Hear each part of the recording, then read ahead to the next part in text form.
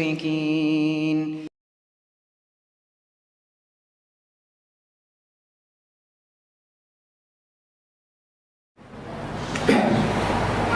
إن الحمد لله نحمده ونستعينه ونستغفره ونتوب إليه ونعوذ بالله من شرور أنفسنا وسيئات أعمالنا من يهده الله فلا مضل له ومن يضلل فلا هادي له وأشهد أن لا إله إلا الله وحده لا شريك له وأشهد أن محمدا عبده ورسوله اللهم صل وسلم وبارك على عبدك ورسولك نبينا محمد وعلى آله وأصحابه ومن اتبعهم بإحسان إلى يوم الدين. قال الله تعالى في كتابه الكريم: أعوذ بالله من الشيطان الرجيم. يا أيها الذين آمنوا اتقوا الله حق تقاته ولا تموتن إلا وأنتم مسلمون.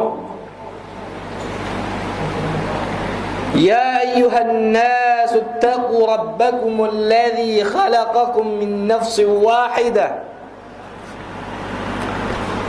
وخلق منها زوجها وبث منهما رجالا كثيرا ونساء واتقوا الله الذي تساءلون به والأرحام إن الله كان عليكم رقيبا. يا أيها الذين آمنوا اتقوا الله وقولوا قولا سديدا يصلح لكم أعمالكم ويغفر لكم ذنوبكم ومن يطع الله ورسوله فقد فاز فوزا عظيما. أما بعد، رب زدني علما وارزقني فهما. رب اشرح لي صدري ويسر لي أمري واحلل عقدة من لساني يفقه قولي. اللهم إني أسألك علما نافعا ورزقا طيبا وعملا متقبلا. جماعة صلاة المغرب هداني الله وإياكم جميعا. Alhamdulillah, segala puji hanya milik Allah subhanahu wa ta'ala. Hanya kepadanya kita memuji,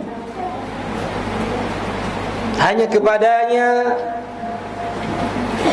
kita meminta dan memohon pertolongan dan ampunan, dan hanya kepadanya kita berlindung dari segala kejahatan diri kita dan dari segala kejelekan amalan-amalan kita.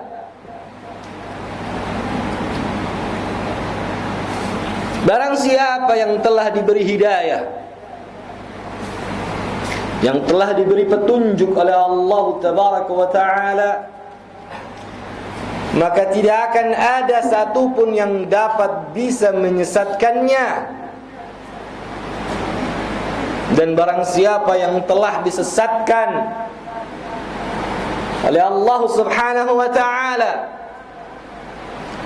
maka tidak akan ada satupun yang dapat bisa memberinya hidayah, memberinya petunjuk. Saya bersaksi bahwa tidak ada ilah, tidak ada sesembahan yang berhak disembah, yang berhak diibadahi kecuali Allah. Dialah yang Maha Esa, yang tidak ada sekutu baginya. Dan saya pun bersaksi bahwa Muhammad adalah hamba dan utusan Allah Subhanahu wa ta'ala. Allahumma salli ala Muhammadin wa ala alihi wa sahbihi wa man ittaba'ahum bi ihsanin ila yaumiddin. Ya Allah, salawat dan salam dan keberkahan semoga selalu tercurahkan kepada Nabi Muhammad sallallahu alaihi wasallam, kepada keluarganya, kepada para sahabat-sahabatnya, dan kepada seluruh pengikut-pengikutnya hingga datangnya hari akhir. Habba fillah, rahimana rahimakumullah jami'an. Pada kesempatan malam hari ini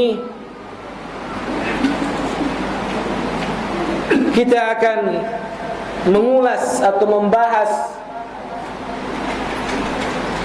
tentang seputar makarimul akhlak, tentang seputar kemuliaan akhlak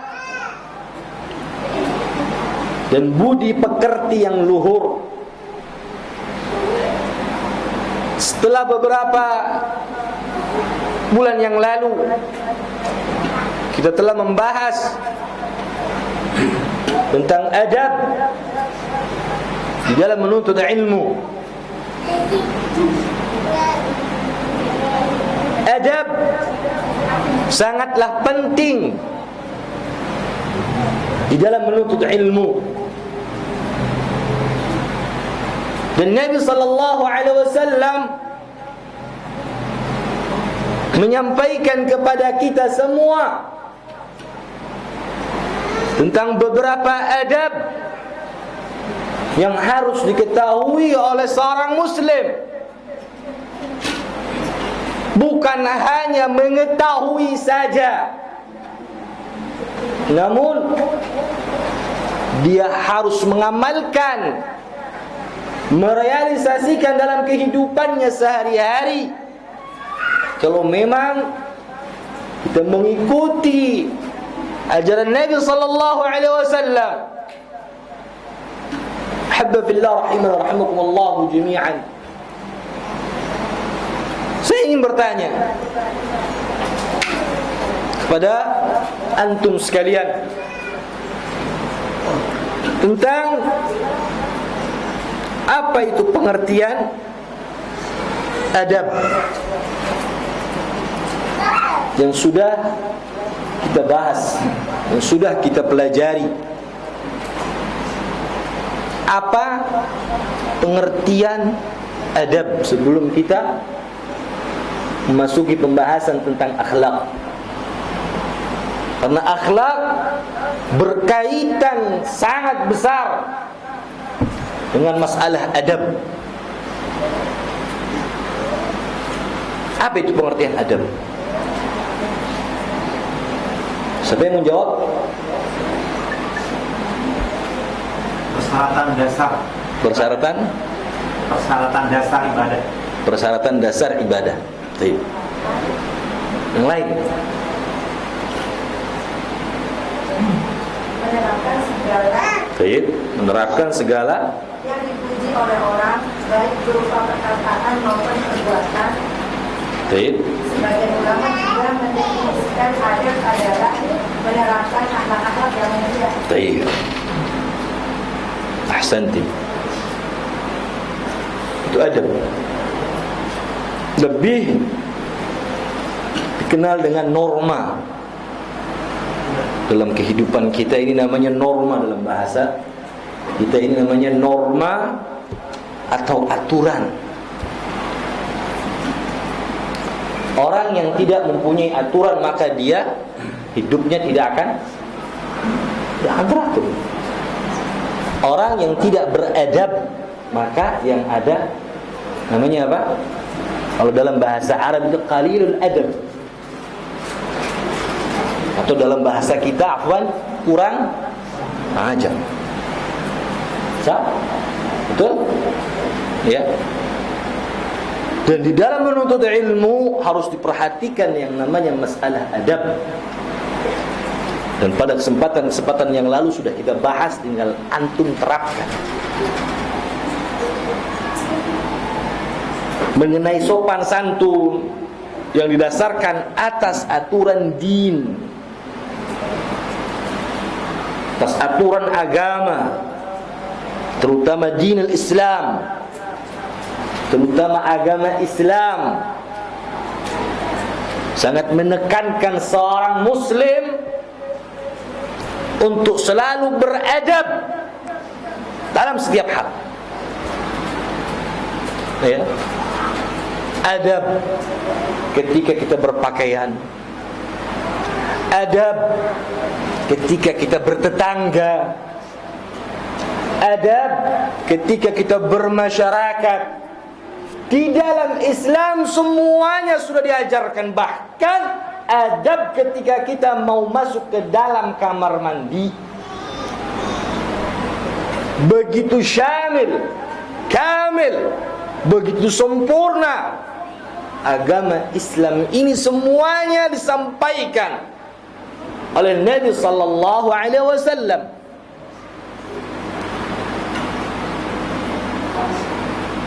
Seperti misalkan sapaan antara muslim dengan muslim yang lainnya, assalamualaikum.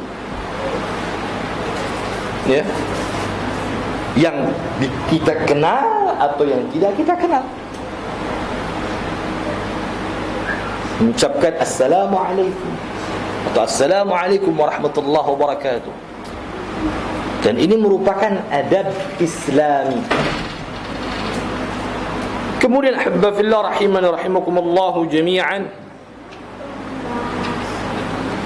maka sebutan orang yang beradab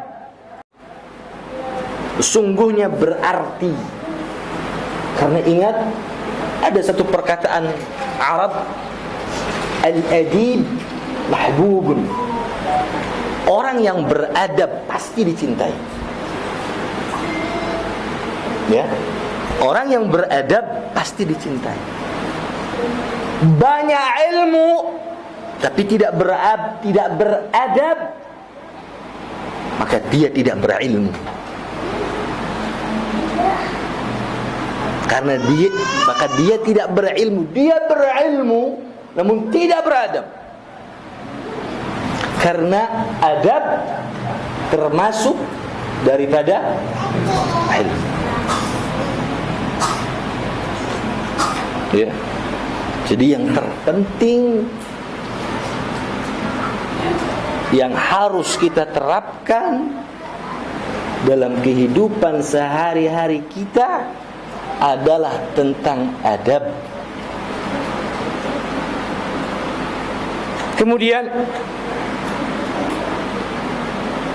bahwa orang itu mengetahui aturan tentang adab atau sopan santun yang ditentukan dalam aturan dinul Islam. Ketika kita menjumpai, melihat ya orang-orang yang beradab.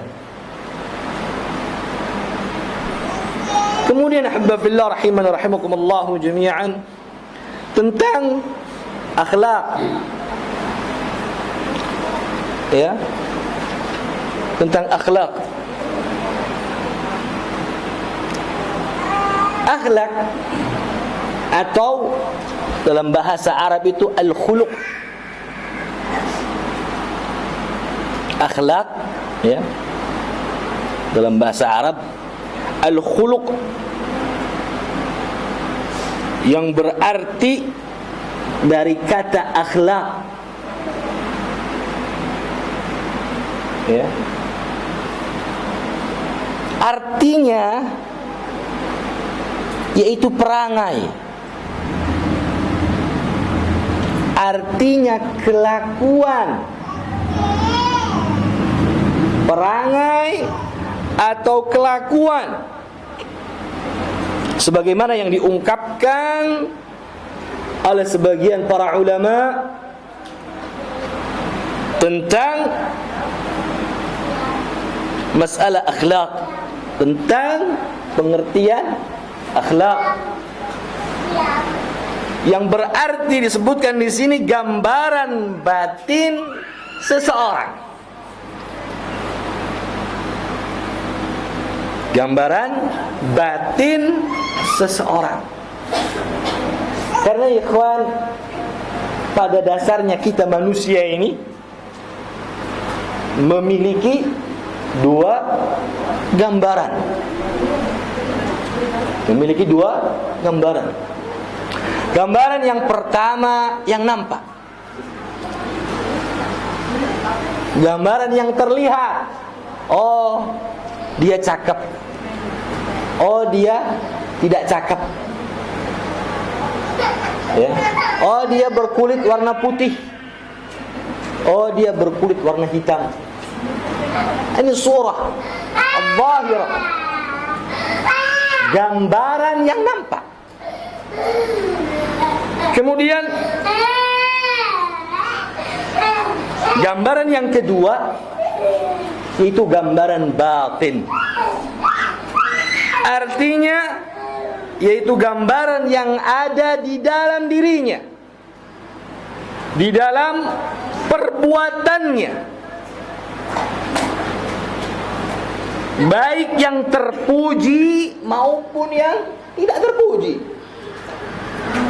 Ya, baik yang terpuji ataupun yang tidak terpuji, yang buruk. Ya. Dan gambaran ini juga, ikhwan, ada gambaran yang baik jika memang keluar dari akhlak yang baik. Ya. Pada hakikatnya si fulan itu orangnya baik. Ya. Dia suka memberi. Dia selalu menyapa. Dia selalu tenang di dalam pembawaan kehidupannya. Ya. Maka orang-orang pun yang ada di sekitarnya akan menilai dirinya itu berakhlak yang baik. Dan ada pula yang buruk. Ya. Dan ada pula akhlak yang buruk jika keluar dari akhlak yang buruk. Inilah yang kemudian disebut dengan nama khuluq, dengan nama khuluq atau akhlak. Ya. Dan wajib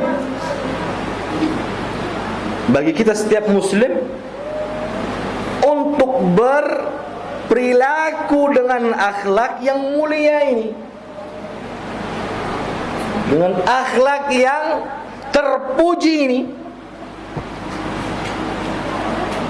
Karena sesuatu yang berharga dari tiap-tiap benda merupakan sesuatu yang baik dari benda tersebut. Ya. Maka ketika kita mendapati suatu benda yang baik, yang bagus, maka kita pun akan apa? Menyukainya, akan merawatnya.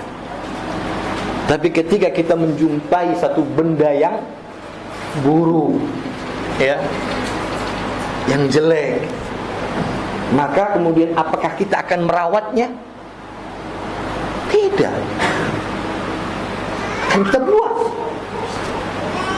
Itu yang ada pada diri kita manusia. Maka kita sebagai seorang muslim, maka kita diwajibkan untuk berperilaku dengan akhlak yang terpuji. Kemudian habba fillah rahiman rahimakumullah jami'an, Rasul sallallahu alaihi wasallam berkata kepada Muadz ibn Jabal, "Iyyakum wa qaraimu amwalihim," dan hati-hatilah dari harta-harta mereka yang berharga. yakni ketika Nabi sallallahu alaihi wasallam memerintahkan Muadz bin Jabal untuk mengambil zakat dari penduduk kota Yaman ketika Nabi sallallahu alaihi wasallam akan mengutusnya ke negeri Yaman. Ya. Maka kita harus berusaha agar hati kita, jiwa kita, batin kita, ya, memiliki gambaran akhlak yang mulia, akhlak yang terpuji, sehingga ia pun mencintai kemuliaan dan keberanian, juga mencintai sifat santun dan kesabaran. Ketika bertemu dengan sesama, hendaknya menampakkan wajah yang berseri-seri, ya, kepada sesama muslim, kepada mereka yang belum mengenal sunnah.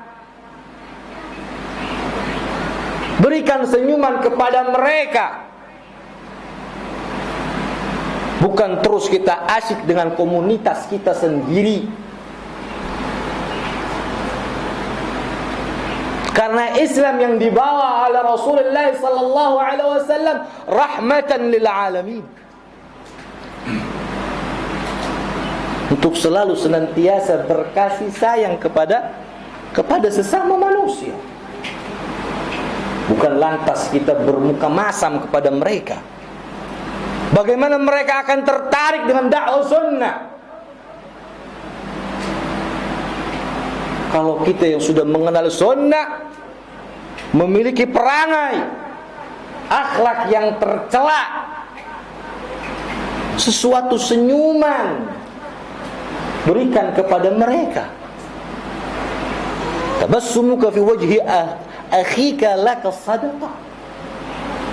Senyum kalian kepada saudara kalian itu merupakan satu sedekah.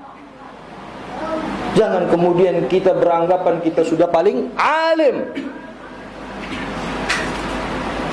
Berikan sapaan kepada mereka, berikan senyuman kepada mereka. Ini adalah akhlak Nabi sallallahu alaihi wasallam. Maka penting sekali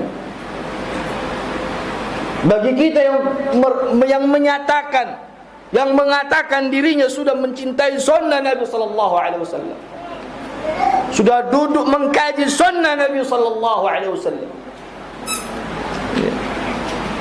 Inilah sunnah Nabi sallallahu alaihi wasallam.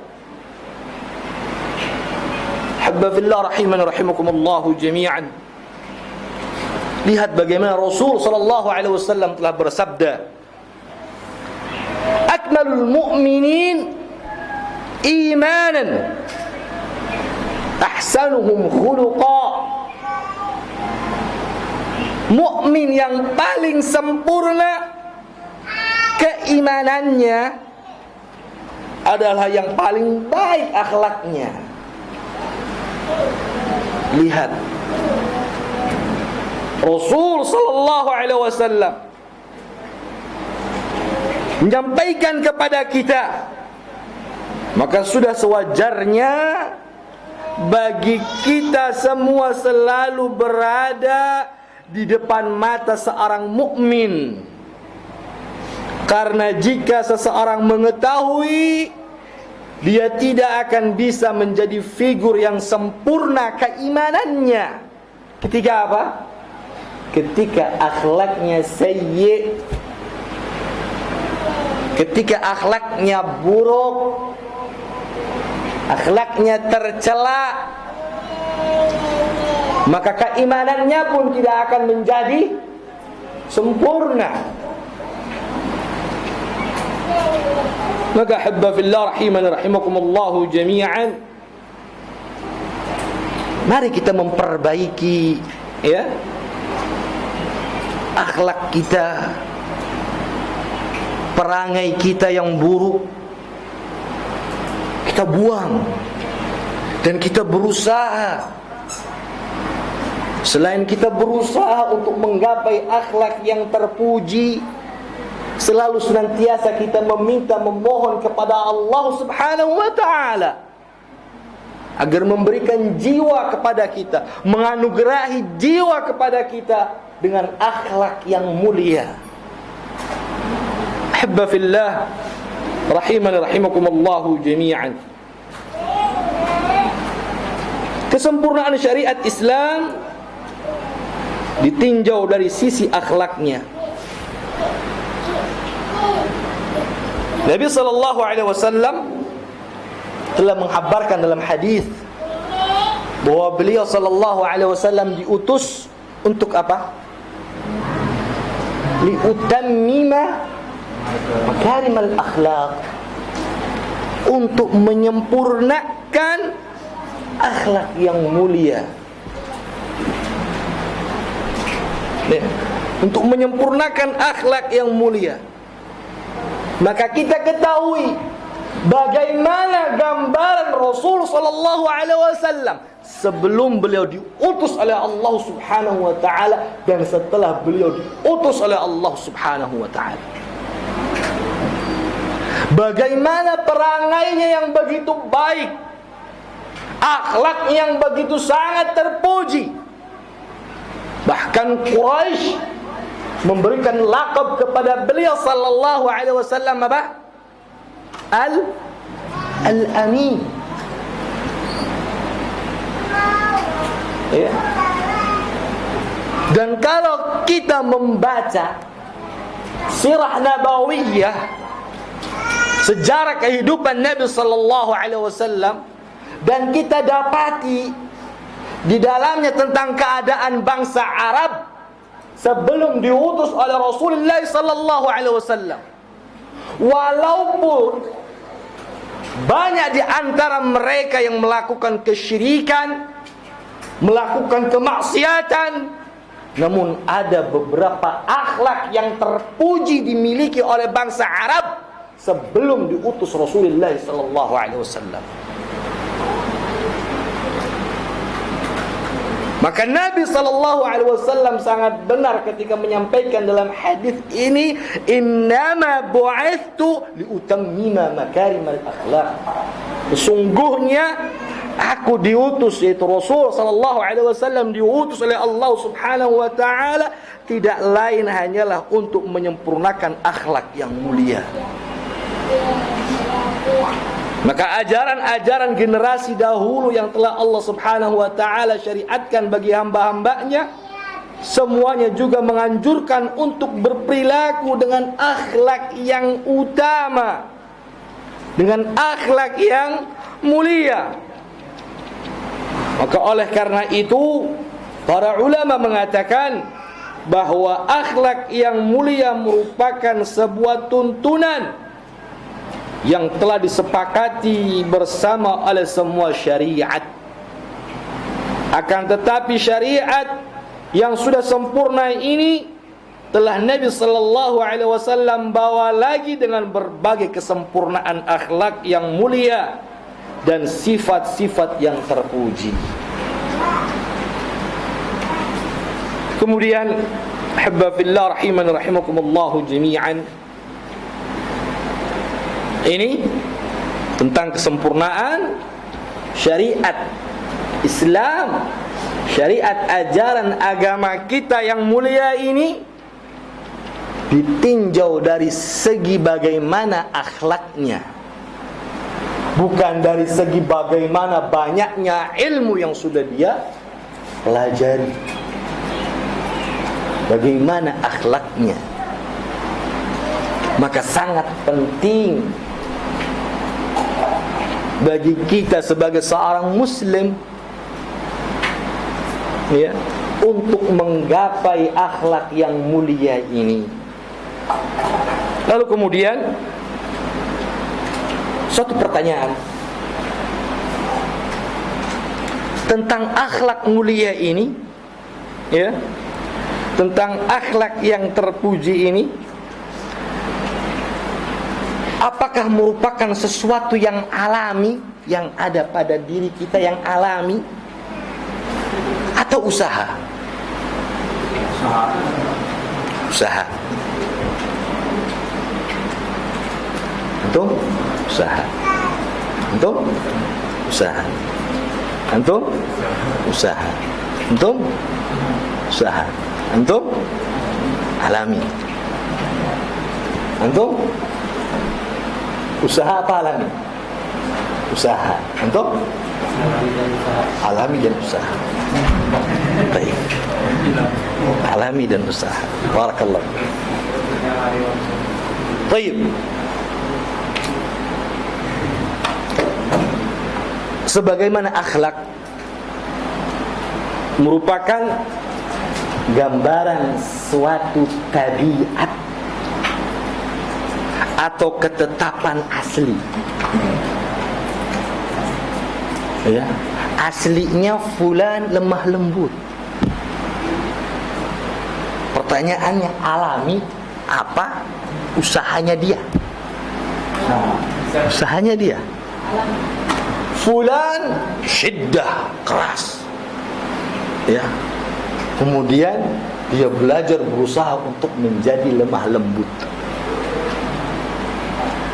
Alaminya apa? Keras. Usahanya apa? Lemah lembut. Jadi yang benar yang mana? Yang benar ini. Alami, usaha. Ya, karena pada diri kita ini bagaimana bawaan tabiat kitanya. Ya. Maka di sini disebutkan ikhwan, akhlak juga bisa diperoleh atau diupayakan dengan jalan berusaha. Ya. Maka bisa alami dan bisa juga usaha dia. Sebagaimana yang telah disebutkan dalam hadis ketika Nabi sallallahu alaihi wasallam berkata kepada Ashad Abdul Qais, Nabi sallallahu alaihi wasallam berkata, "Inna fika la khuluqain yuhibbuhum Allah, al-hilm wal ana." Sesungguhnya dalam dirimu wahai Ashad ada dua sifat yang Allah sukai, yang Allah cintai.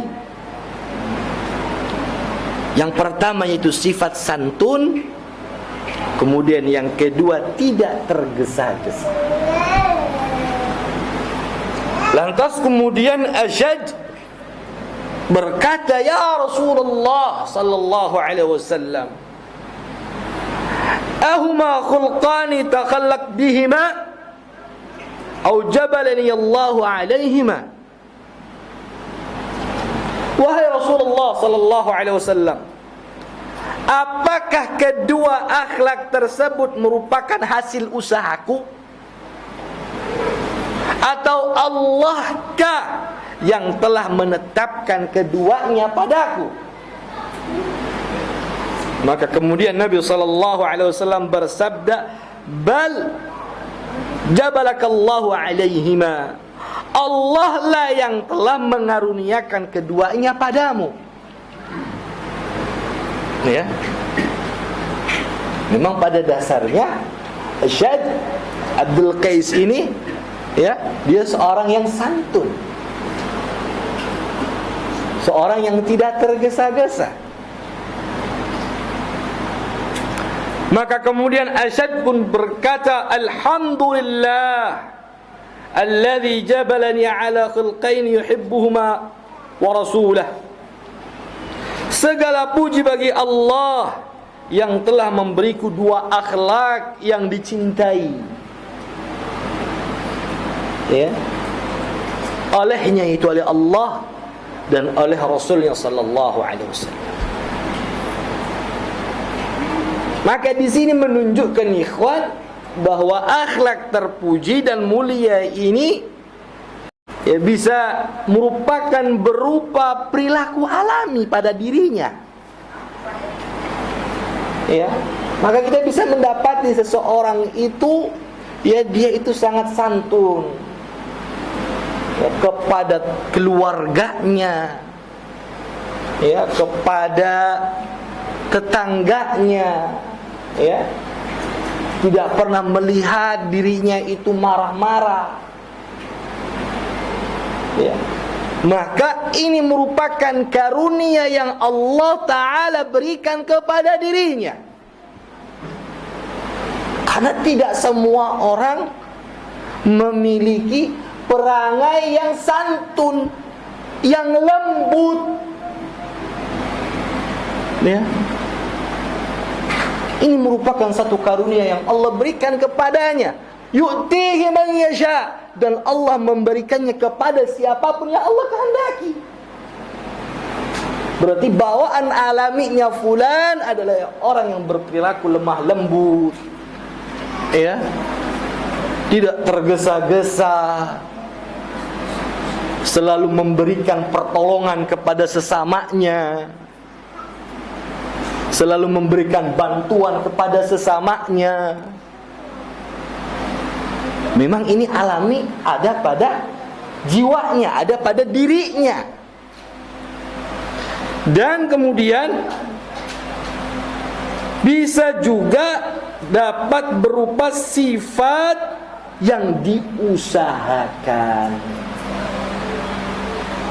Ya, sifat yang diusahakan. Pertanyaannya, mana yang lebih utama?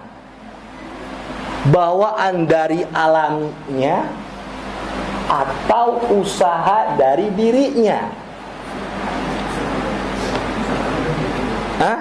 Usaha dari dirinya. Antum usaha. Antum usaha lagi. Ya, antum berat kalau usaha. Orang yang keras suruh berusaha lembut. Kira-kira susah enggak? Berat enggak? Beda dengan orang bawaannya alaminya ini lembut. Mana yang lebih berat? Hah? Yang usaha. Ya. Siapakah yang lebih utama?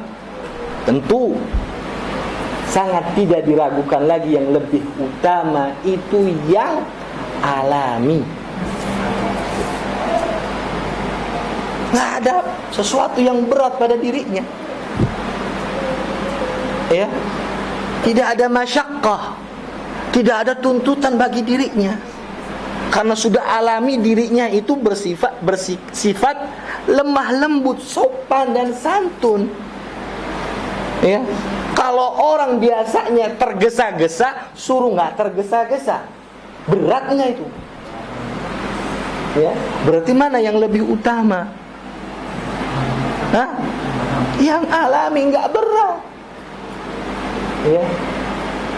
Tapi yang usaha juga dia melakukan suatu kebaikan, dan Allah memberikan pahala kepadanya.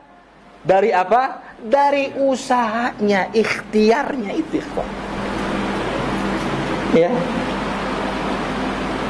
Ini tentang siapakah yang lebih utama antara keduanya, dari hasil yang usaha atau memang alami dari bawaan dirinya. Kemudian di sini disebutkan seseorang di dalam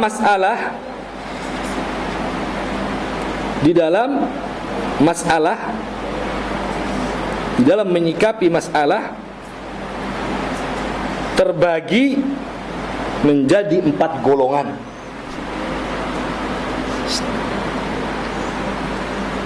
Yang pertama, orang yang terhalang untuk mendapatkan akhlak yang mulia, baik secara alami maupun dengan jalan usaha dan upaya. Kemudian yang kedua, orang yang terhalang dari hal tersebut secara alami, akan tetapi ia dapat berusaha untuk memilikinya. Kemudian yang ketiga, orang yang dikaruniai keduanya. Dan yang keempat adalah orang yang mempunyai akhlak secara alami, akan tetapi terhalang dari usaha dan upaya untuk memilikinya. Maka dari golongan yang ketiga adalah yang paling utama, karena menyatukan antara keduanya dalam kemuliaan akhlaknya.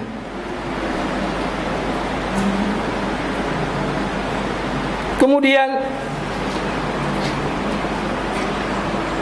banyak di antara kita manusia yang memahami bahwa akhlak mulia merupakan hak khusus yang hanya diterapkan dalam bermuamalah atau bermasyarakat, berinteraksi dengan sesama makhluk saja, dan tidak diterapkan ketika bermuamalah dengan Al-Khaliq, dengan Allah Subhanahu wa ta'ala. Maka pemahaman seperti ini adalah kurang sempurna, karena tadi di atas sudah saya sampaikan bahwa kesempurnaan seorang mukmin itu terletak dari apa? Dari akhlaknya. Kemudian ahibba fillah rahiman rahimakumullah jami'an. Jadi sesungguhnya akhlak yang mulia ini harus diterapkan bukan hanya kepada sesama makhluk, tetapi kepada Al-Khaliq, kepada Allah Ta'ala. Kita pun harus menerapkannya. Maka insyaAllah pada kesempatan yang akan datang, ya, kita akan mengkaji tentang objek-objek akhlak mulia, penerapan akhlak yang mulia dalam bermuamalah dengan Allah Tabaraka wa Ta'ala, dan juga dalam bermuamalah dengan sesama makhluk. Maka dalam masalah ini yang harus kita waspadai oleh kita semua, ya, yang pertama, ketika kita berakhlak mulia dalam bermuamalah dengan Allah Subhanahu wa ta'ala. Dan ini insyaAllah akan kita sampaikan pada kesempatan yang akan datang. Mudah-mudahan ini bisa bermanfaat. Ya, kita tutup dengan doa kafaratul majlis. Subhanakallahumma wa bihamdika asyhadu an la ilaha illa anta astaghfiruka wa atubu ilaik. Wal 'afwu minkum. Assalamu alaikum warahmatullahi wabarakatuh.